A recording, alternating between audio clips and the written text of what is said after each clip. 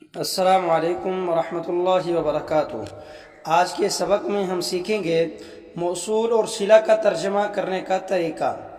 یہ اصول قرآن فہمی کے لیے بہت ضروری ہے، کیونکہ قرآن میں جملوں کو جوڑنے اور وضاحت دینے کے لیے حروف موصول اور صلہ بار بار آتے ہیں۔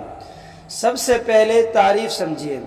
موصول ایسا لفظ ہے جو جملے کو اس کے سرے سے جوڑتا ہے، اور صلہ وہ حصہ ہے جو موصول کے بعد آتا ہے اور اس کا مطلب مکمل کرتا ہے۔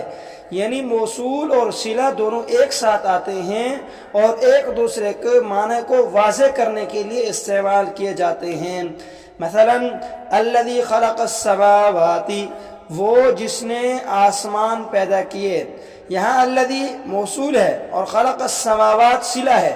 اگر ہم صرف الذی کا معنی کریں تو بھی نامکمل ہے، اور خلق السماوات کا ترجمہ کریں تو بھی اکیلا یہ غیر واضح ہوگا۔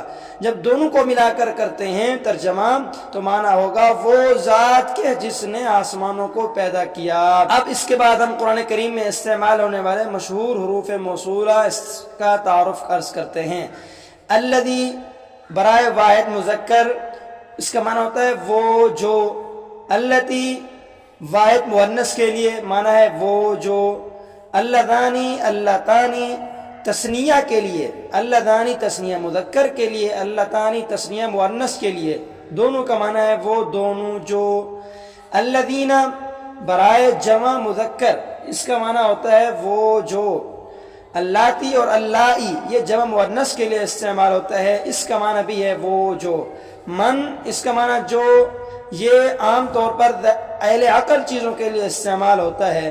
ما، یہ غیر عقل اور ایسی چیزوں کے لیے استعمال ہوتا ہے جن میں عقل نہیں ہوتی۔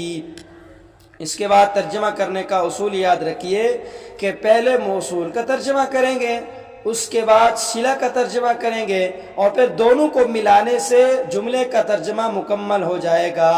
دونوں کا الگ الگ ترجمہ یہ غیر واضح ہوگا۔ الذی آمن، وہ جو ایمان لایا۔ اسی طرح من یعمل سوءا، وہ جو برائی کا کام کرے۔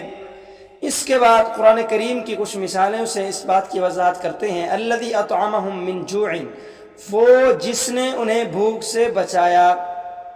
ما عندکم ینفد، جو تمہارے پاس ہے ختم ہو جائے گا۔ من یؤمن باللہ، جو اللہ پر ایمان لے آئے۔ لہذا اہم نکات کے طور پر آپ یہ باتیں یاد رکھیں، صلہ ہمیشہ فعل یا جملہ ہوتا ہے۔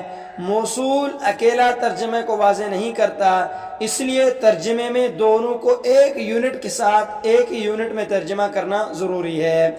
درج مشق کو حل کیجئے۔ التی انعمت علیہم کا ترجمہ آپ اسی اصول کے مطابق کیجئے۔